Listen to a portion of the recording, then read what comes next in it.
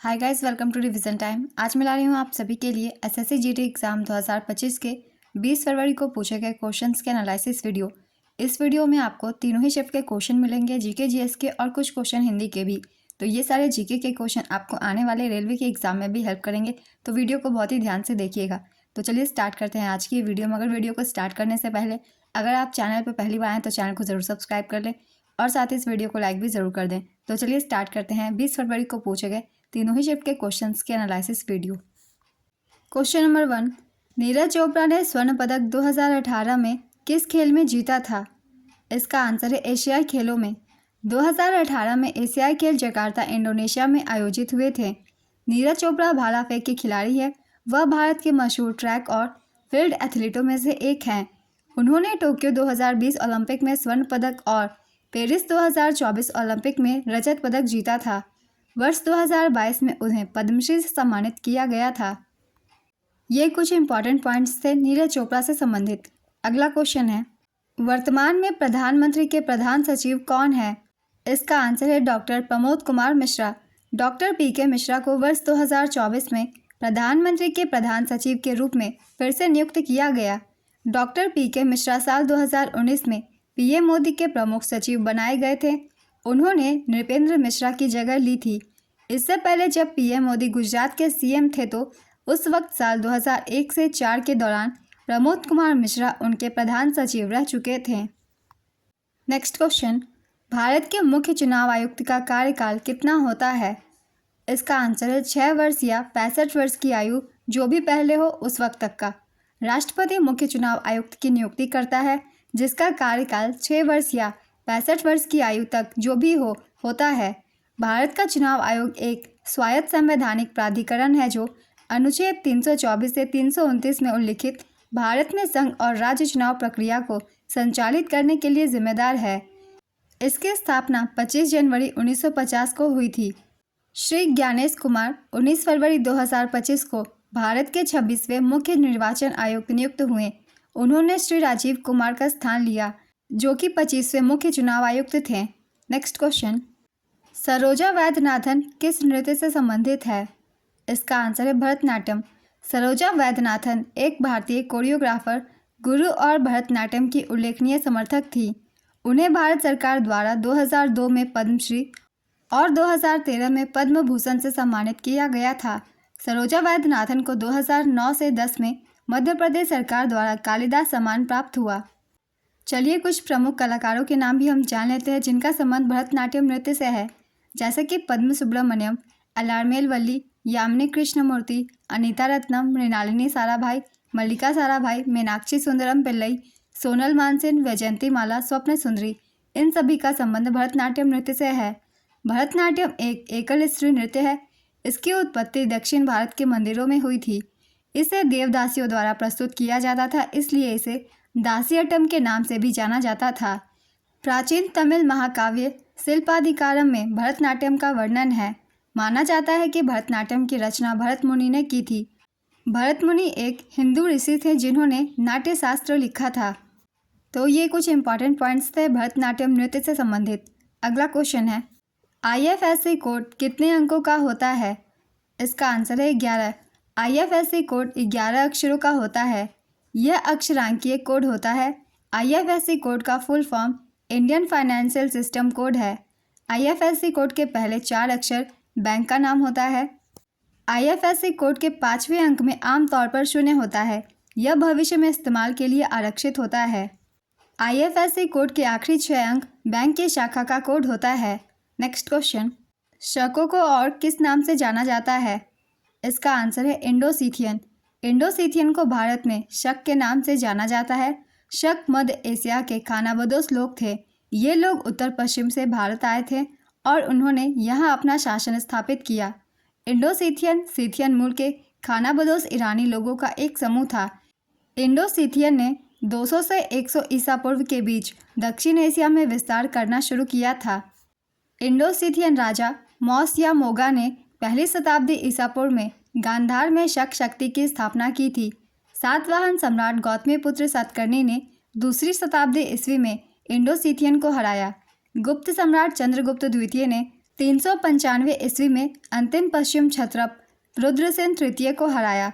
इसके बाद शक शासन का अंत हो गया और भारत उपमहाद्वीप में गुप्त साम्राज्य का शासन हो गया। नेक्स्ट क्वेश्चन, सिंधु नदी कहाँ से भारत में प्रवेश करती है?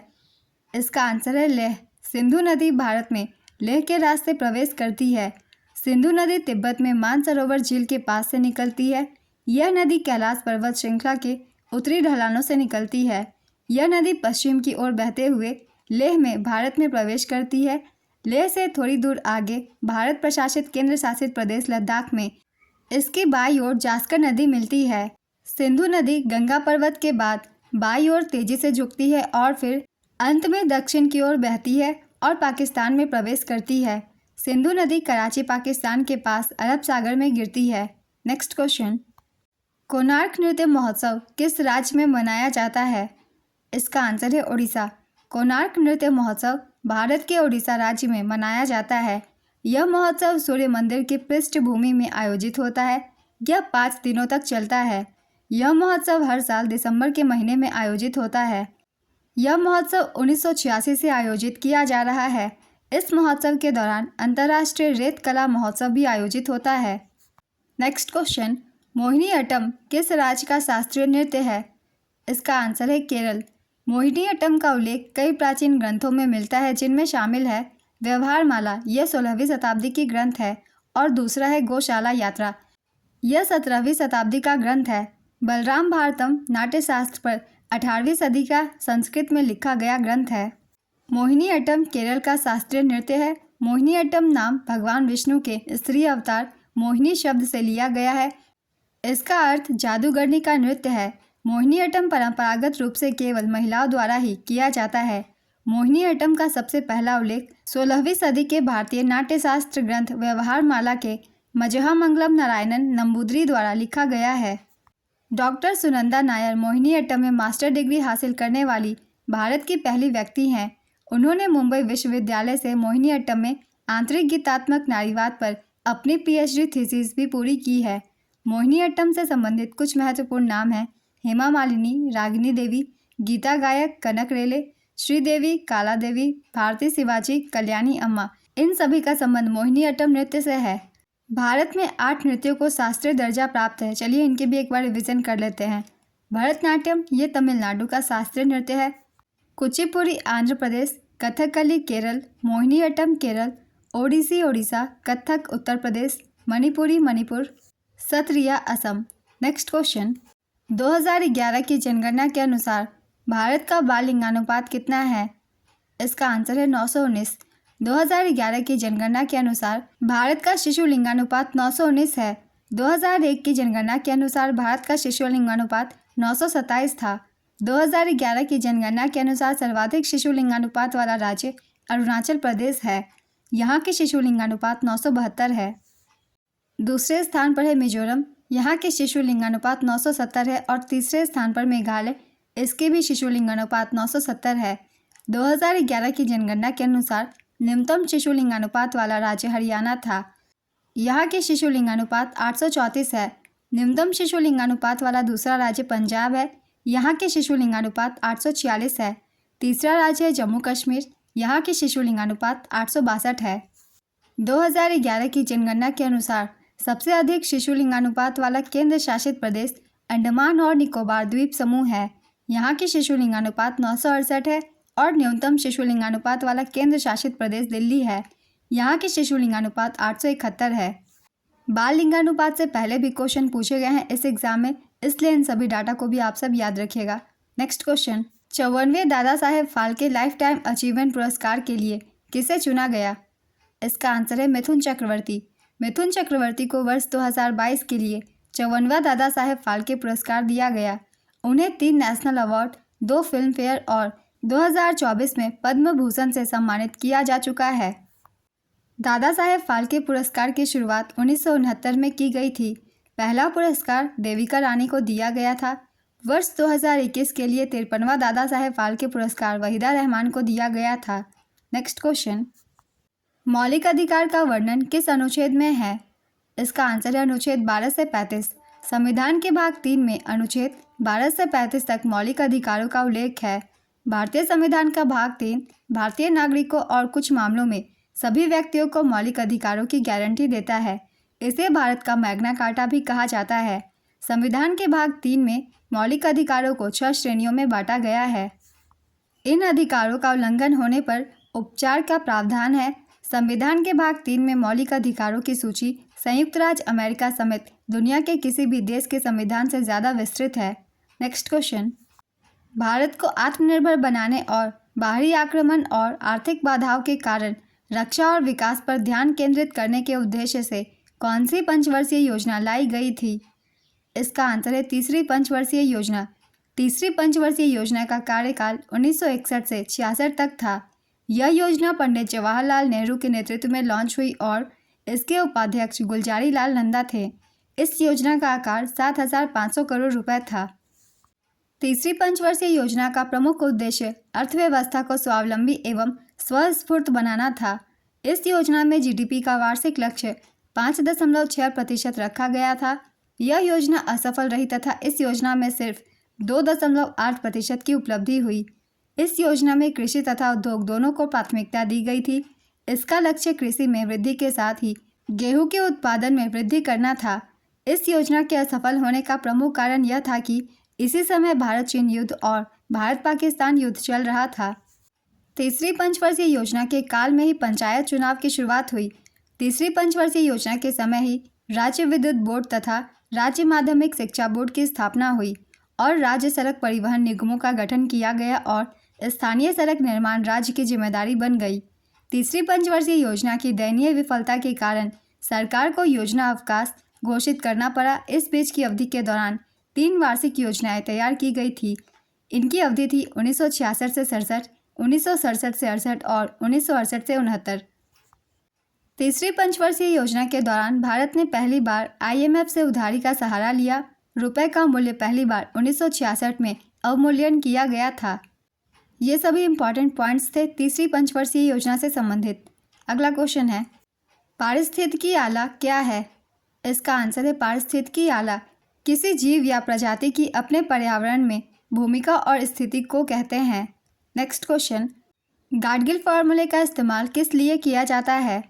इसका आंसर है भारत में राज्यों को केंद्र सरकार से मिलने वाली सहायता तय करने के लिए चौथी पंचवर्षीय योजना के समय गाडगिल फार्मूला लागू हुआ था। नेक्स्ट क्वेश्चन, आत्मनिर्भर भारत अभियान मिशन किस वर्ष शुरू किया गया था? इसका आंसर है मई 2020 में। चलिए कुछ और भी योजनाओं के बारे में देख लेते हैं। इनका आरंभ कब किया गया था? जैसे कि बेटी बचाओ बेटी पढ़ाओ योजना, इसकी शुरुआत 22 जनवरी 2015 को हुई थी। हाल ही में इस योजना के 10 वर्ष पूरे हो गए हैं। श्रमेव जयते योजना, इसकी शुरुआत 16 अक्टूबर 2014 को हुई थी। सांसद आदर्श गांव योजना, इसकी शुरुआत 11 अक्टूबर 2014 को हुई थी। स्वच्छ भारत मिशन 2 अक्टूबर 2014 को। हृदय योजना 21 जनवरी 2015 को इसकी शुरुआत हुई थी। Make in India 28 September 2014। Skill India mission 28 अगस्त 2014। जन धन योजना 28 अगस्त 2014। उजाला योजना 1 मई 2015। अटल पेंशन योजना 9 मई 2015। प्रधानमंत्री ज्योति बीमा योजना 9 मई 2015। प्रधानमंत्री सुरक्षा बीमा योजना 9 मई 2015। स्मार्ट सिटी योजना 25 जून 2015। अमृत योजना 25 जून 2015। डिजिटल इंडिया मिशन 2 जुलाई 2015। स्वर्ण मौद्रीकरण योजना 5 नवंबर 2015। स्वर्ण बॉन्ड योजना 5 नवंबर 2015। उदय योजना 2015। स्टार्टअप इंडिया 16 जनवरी 2016। सेतु भारतम योजना 4 मार्च 2016। स्टैंड अप इंडिया 5 अप्रैल 2016। ग्रामोदय से भारत उदय योजना 14 से 24 अप्रैल 2016। प्रधानमंत्री उज्ज्वला योजना 1 मई 2016। नमामि गंगे योजना 7 जुलाई 2016। तो ये कुछ इंपॉर्टेंट योजनाएं थी और इन्हें कब शुरू किया गया ये भी। अगला क्वेश्चन है, लंदन में अभिनव भारत के संस्थापक कौन थे? इसका आंसर है विनायक दामोदर सावरकर।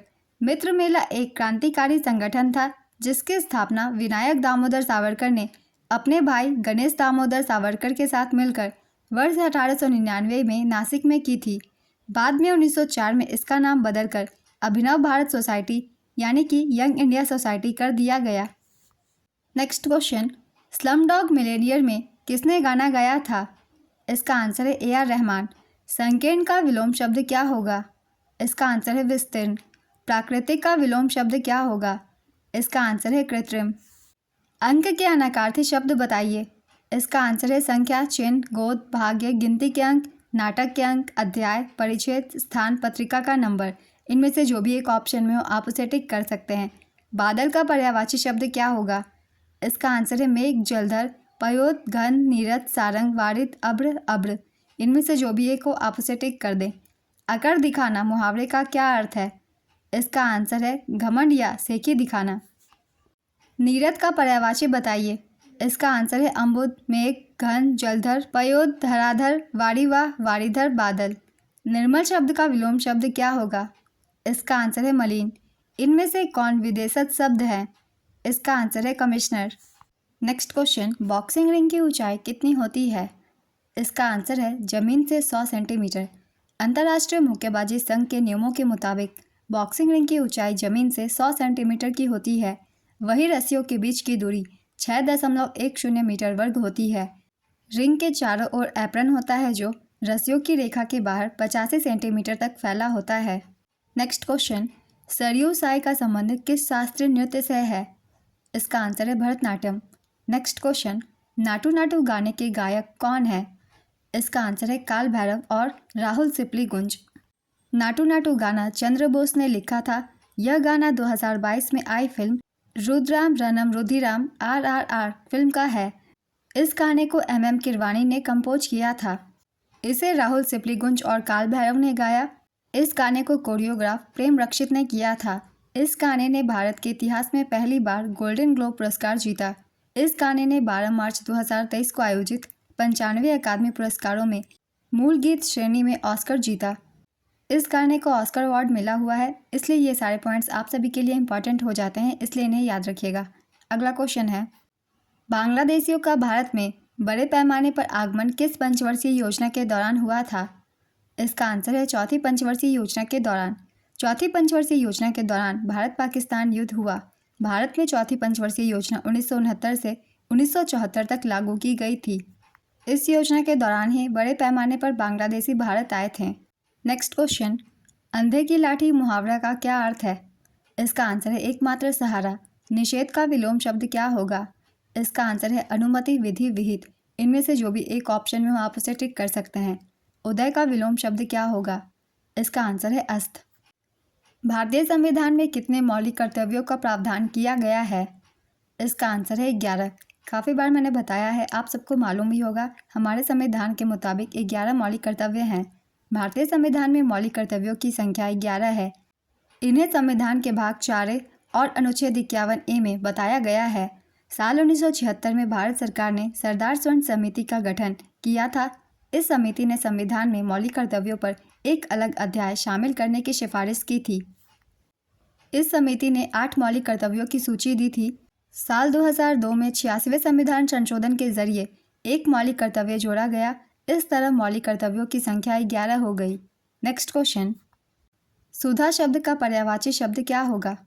इसका आंसर है अमृत, पीयूष, अमी, सोम, अमीय, जीवनोदक, मकरंद, गंगा, रस, अर्क इत्यादि। इनमें से जो भी एक ऑप्शन में हो आप उसे टिक कर सकते हैं। नेक्स्ट क्वेश्चन, ओलंपिक में बैडमिंटन की प्रतियोगिताएं कितनी तरह की होती है? इसका आंसर है 5। ओलंपिक में बैडमिंटन की प्रतियोगिताएं 5 तरह की होती है। इन पांचों के नाम हैं पुरुषों का एकल, महिलाओं का एकल, पुरुषों का युगल, महिलाओं का युगल और एक मिश्रित युगल। नेक्स्ट क्वेश्चन, पूर्व का विलोम शब्द क्या है? इसका आंसर होगा पश्चिम। भारत में पंचवर्षीय योजनाओं के प्राथमिक लक्ष्य क्या थे? इसका आंसर है आत्मनिर्भरता। 2011 की जनगणना के मुताबिक सबसे कम लिंगानुपात वाला जिला कौन सा था? इसका आंसर है दमन। 2011 की जनगणना के मुताबिक दमन और दीव केंद्र शासित प्रदेश का दमन जिला सबसे कम लिंगानुपात वाला जिला था। इस जिले में प्रति 1000 पुरुषों पर 533 महिलाएं थीं। वहीं पुदुचेरी का माहे जिला सबसे ज़्यादा लिंगानुपात वाला जिला था। वहां प्रतिवर्ष 1000 पुरुषों पर 1176 महिलाएं थीं। तो इस पॉइंट को भी आप सब याद रखिएगा। सबसे ज़्यादा लिंगानुपात वाला जिला पुदुचेरी का माहे जिला है। मध्य प्रदेश का अलीराजपुर भारत का सबसे कम साक्षर वाला जिला है, जबकि मिजोरम का सिरछिप भारत का सबसे अधिक साक्षर जिला है। तो इस क्वेश्चन में जिले से क्वेश्चन पूछे गए थे, इसलिए मैंने जिले से इंपॉर्टेंट पॉइंट्स लिख दिए हैं ताकि आपको आगे आने वाले एग्जाम में कोई भी परेशानी ना हो। अगला क्वेश्चन है, हर्ष का पर्यायवाची शब्द बताइए। इसका आंसर है खुशी, आनंद, प्रसन्नता, उल्लास, सुख, आमोद, मोद, प्रमोद। इनमें से जो भी एक ऑप्शन में हो आप उसे टिक कर सकते हैं, वो आंसर करेक्ट होगा। नेक्स्ट क्वेश्चन, धरती का पर्यायवाची शब्द बताइए। इसका आंसर है पृथ्वी, भूमि, जमीन, धरा, वसुधा, अचला, रत्नगर्भा, मही, धरित्री, क्षिति इत्यादि। इनमें से देशज शब्द कौन है? ऑप्शन में थे उदार, सज्जन, ढक्कन, पूजनीय। इसका आंसर होगा ढक्कन। नेक्स्ट क्वेश्चन, स्वच्छ भारत अभियान किसके विचारों से प्रेरित है? इसका आंसर है महात्मा गांधी।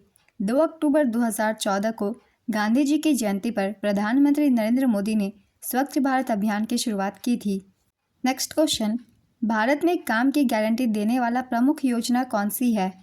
इसका आंसर है एमजी नरेगा। मनरेगा के तहत 100 दिनों के रोजगार की गारंटी है। यह एक श्रम कानून और सामाजिक सुरक्षा उपाय है जिसका उद्देश्य काम के अधिकार की गारंटी देना है। इसे आधिकारिक तौर पर 2 फरवरी 2006 को महात्मा गांधी राष्ट्रीय ग्रामीण रोजगार गारंटी अधिनियम 23 अगस्त 2005 को पारित किया गया था। इसके तहत लॉन्च किया गया। इस अधिनियम को पहली बार 1991 में पीवी नरसिम्हा राव द्वारा प्रस्तावित किया गया था। मनरेगा का मुख्य रूप से ग्राम पंचायत द्वारा लागू किया जाता है। मनरेगा के लिए नोडल मंत्रालय ग्रामीण विकास मंत्रालय है। 2 अक्टूबर 2009 को राष्ट्रीय ग्रामीण रोजगार गारंटी अधिनियम 2005 में एक संशोधन किया गया जिससे अधिनियम का नाम नरेगा से बदलकर एमजी नरेगा कर दिया गया। एमजी नरेगा का पूरा नाम है महात्मा गांधी राष्ट्रीय ग्रामीण रोजगार गारंटी अधिनियम। अगर आप प्रैक्टिस सेट से प्रैक्टिस मेरी करते हैं तो आपको इसका आंसर भी पता होगा, मैंने काफ़ी बार बताया हुआ है।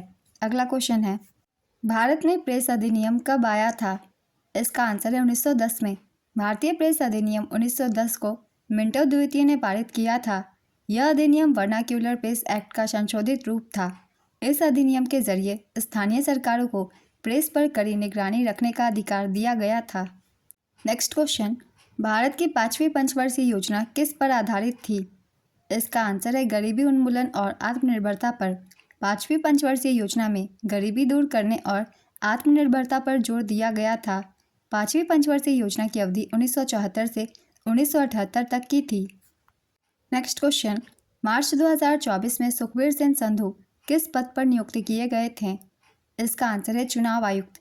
मार्च 2024 में ज्ञानेश कुमार और सुखबीर सिंह संधू को चुनाव आयुक्त नियुक्त किया गया था। अभी हाल ही में ज्ञानेश कुमार को 26वें मुख्य चुनाव आयुक्त के रूप में नियुक्त किया गया है। इनका कार्यकाल 2029 तक का होगा। इन्होंने राजीव कुमार का स्थान लिया है। नेक्स्ट क्वेश्चन, बाल्टी शब्द किस भाषा का है? इसका आंसर है पुर्तगाली भाषा का। नेक्स्ट क्वेश्चन, सर्वाधिक पुरुष साक्षरता वाला राज्य कौन सा है? इसका आंसर है केरल। 2011 की जनगणना के अनुसार सर्वाधिक पुरुष साक्षरता वाला राज्य केरल है। यहाँ की पुरुष साक्षरता दर 96.1% है। कुछ दिन पहले ही के एग्जाम में पूछे गए थे सबसे ज़्यादा महिला साक्षरता वाला राज्य, जिसका भी आंसर केरल था। और मैंने एक्स्ट्रा फैक्ट्स में बताया था पुरुषों की साक्षरता वाला राज्य भी केरल ही है सर्वाधिक। दूसरे स्थान पर है मिजोरम। यहाँ की पुरुष साक्षरता दर 93.3% है। तीसरे स्थान पर है गोवा। यहाँ की पुरुष साक्षरता दर 92.6% है। सर्वाधिक पुरुष साक्षरता वाला केंद्र शासित प्रदेश लक्षद्वीप है।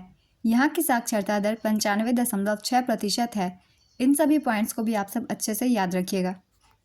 कुछ और भी इम्पॉर्टेंट पॉइंट्स की हम रिवीजन कर लेंगे जो कि साक्षरता दर से संबंधित है। 2011 की जनगणना के अनुसार न्यूनतम पुरुष साक्षरता वाला राज्य बिहार है। यहाँ की पुरुष साक्षरता दर 71.2% है। दूसरे स्थान पर अरुणाचल प्रदेश। यहाँ के पुरुष साक्षरता दर 72.6%। तीसरे स्थान पर आंध्र प्रदेश। यहाँ की पुरुष साक्षरता दर 74.9%। न्यूनतम पुरुष साक्षरता वाला केंद्र शासित प्रदेश दादरा और नगर हवेली है। यहाँ की पुरुष साक्षरता दर 85.2% है। सर्वाधिक महिला साक्षरता वाला राज्य केरल है। यहाँ की महिला साक्षरता दर 92.1% है।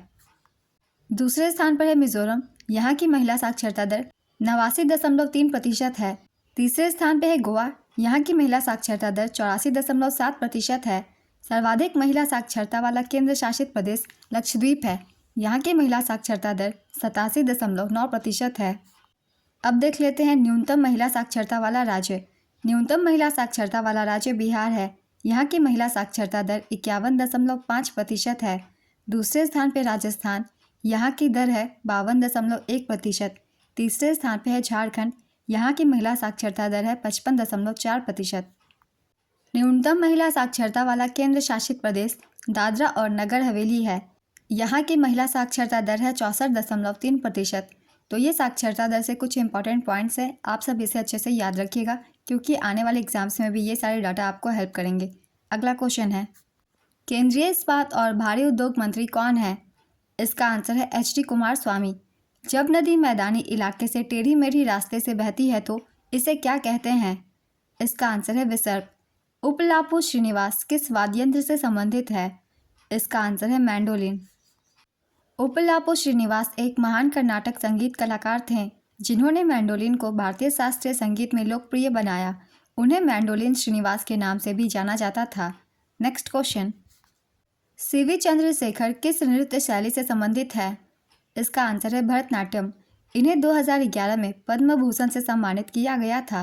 नेक्स्ट क्वेश्चन, दरिद्र का पर्यायवाची शब्द क्या होगा?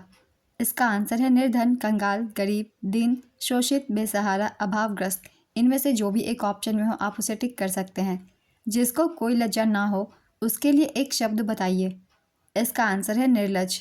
नेक्स्ट क्वेश्चन, भारत में छोटे उद्योगों से संबंधित मंत्रालय कौन सा है? इसका आंसर है सूक्ष्म, लघु और मध्यम उद्यम मंत्रालय। बास्केटबॉल में जिस रिंग में गेंद डाली जाती है उसकी ऊंचाई जमीन से कितनी होती है? इसका आंसर है 10 फुट यानी कि 3.05 मीटर। बास्केटबॉल रिम का व्यास 18 इंच का होता है यानी कि लगभग 40 सेंटीमीटर का। 2023 का खो खो एशियाई चैंपियनशिप का खिताब महिला वर्ग में किसने जीता? इसका आंसर है भारत ने। एशियाई खो खो चैंपियनशिप 2023 इसका आयोजन असम, भारत में किया गया था। संस्करण था चौथा। पुरुष वर्ग विजेता थी भारत, महिला वर्ग विजेता भारत। नेक्स्ट क्वेश्चन, भुआ शब्द का तद्भव क्या होगा? इसका आंसर है पितृस्वसा। तंग कैसा शब्द है? इसका आंसर है फारसी। देवबंद आंदोलन के संस्थापक कौन थे? इसका आंसर है मौलाना मोहम्मद कासिम नानोतवी और मौलाना रशीद अहमद गंगोही। इसकी शुरुआत साल 1866 में उत्तर प्रदेश के सहारनपुर जिले के देवबंद में हुई थी। नेक्स्ट क्वेश्चन, बिहार, झारखंड और बंगाल के कुछ हिस्सों में कौन सा त्यौहार है जो सर्पदेवी मनसा माता को समर्पित है? इसका आंसर है बिहुला त्यौहार। भारतीय संविधान के किस भाग में राज्य के नीति निर्देशक सिद्धांत शामिल है? इसका आंसर है भाग 4 में। भारतीय संविधान के भाग 4 में अनुच्छेद 36 से 51 तक राज्य के नीति निर्देशक सिद्धांत शामिल है। BSF के महानिदेशक कौन बने हैं? इसका आंसर है दलजीत सिंह चौधरी। वे 3 अगस्त 2024 से इस पद पर हैं। BSF का पूरा नाम है सीमा सुरक्षा बल। इसकी स्थापना 1 दिसंबर 1965 को हुई थी। नेक्स्ट क्वेश्चन, हेनरी मोस्ले ने किस वर्ष आधुनिक आवर्त सारणी दी थी? इसका आंसर है 1913 में। 1913 में हेनरी मोस्ले ने आधुनिक आवर्त सारणी दी थी। आधुनिक आवर्त सारणी में तत्वों को उनकी बढ़ती परमाणु संख्या के क्रम में व्यवस्थित किया गया है। आधुनिक आवर्त सारणी में 7 पंक्तियां और 18 स्तंभ हैं। नेक्स्ट क्वेश्चन, नवपाषाण काल में और पूरा पाषाण काल में लौह अयस्क किस क्षेत्र से संबंधित थे? इसका आंसर है दक्षिण भारत। अनुच्छेद 352 के अनुसार राष्ट्रपति शासन कितने दिनों तक लग सकता है? इसका आंसर है 6 महीनों तक। इसे शुरुआती 6 महीने के लिए लगाया जाता है और हर 6 महीने में बार बार संसदीय मंजूरी के साथ यह अधिकतम 3 साल तक चल सकता है। सबसे पहले राष्ट्रपति शासन पंजाब में लगाया गया था। नेक्स्ट क्वेश्चन, बैडमिंटन के कॉर्क का वजन क्या होता है? इसका आंसर है 4.75 से 5.50 ग्राम तक या फिर 0.168 से 0.194 औंस तक। कर्नाटक संगीत के पितामह के रूप में किन्हें माना जाता है? इसका आंसर है पुरंदरदास को। उच्च शिक्षा पर अखिल भारतीय सर्वेक्षण 2021-22 के अनुसार 2021-22 शैक्षणिक वर्ष के दौरान भारत के उच्च शिक्षा में कुल नामांकन लगभग कितने करोड़ छात्रों का था? इसका आंसर है 4.33 करोड़ छात्रों का। साल 2022-23 में उच्च शिक्षा में नामांकन छात्रों की संख्या 4.46 करोड़ हो गई थी। नेक्स्ट क्वेश्चन, कौन सी पंचवर्षीय योजना आत्मनिर्भरता और आत्मसृजन पर केंद्रित थी? इसका आंसर है भारत की तीसरी पंचवर्षीय योजना। इसकी अवधि थी 1961 से 66। हरित क्रांति में किसमें वृद्धि हुई? इसका आंसर है कृषि उत्पादन और उत्पादकता में। 2010 राष्ट्रमंडल खेल किस स्टेडियम में हुई थी? इसका आंसर है Jawaharlal Nehru stadium, Delhi. Next question है, टाइफाइड किस बैक्टीरिया के कारण होता है और टाइफाइड की पहचान के लिए कौन सा टेस्ट किया जाता है? इसका आंसर है, बैक्टीरिया का नाम है सैलेमोनेला टाइफी और टेस्ट का नाम है वाइडल टेस्ट। नेक्स्ट क्वेश्चन, केंद्रीय बजट 2023-24 में अपशिष्ट प्रबंधन से संबंधित योजना कौन सी है? इसका आंसर है गोवर्धन योजना। केंद्रीय बजट 2023-24 में अपशिष्ट प्रबंधन से संबंधित प्रमुख योजना गोवर्धन योजना है। इस योजना के तहत 10,000 करोड़ रुपए के कुल निवेश के साथ 500 नए कचरे से संपदा संयंत्रों की स्थापना का प्रावधान किया गया था। तो आज की ये वीडियो कंप्लीट होती है। 20 फरवरी को पूछे गए तीनों ही शिफ्ट के क्वेश्चंस थे। ये सारे जीके जीएस के क्वेश्चन आपको आने वाले एग्जाम में भी हेल्प करेंगे, तो इन जीके के क्वेश्चन को आप सब बहुत ही ध्यान से सुनिएगा। तो फिर मिलते हैं अगली वीडियो के साथ। वीडियो अगर आप सभी को हेल्पफुल लगी हो तो इसे लाइक ज़रूर कर दीजिएगा और साथ ही इस तरीके की एनालिसिस वीडियो के लिए चैनल भी ज़रूर सब्सक्राइब कर लीजिए। फिर मिलते हैं अगली वीडियो के साथ। आप सभी को आने वाले एग्जाम्स के लिए ऑल द बेस्ट।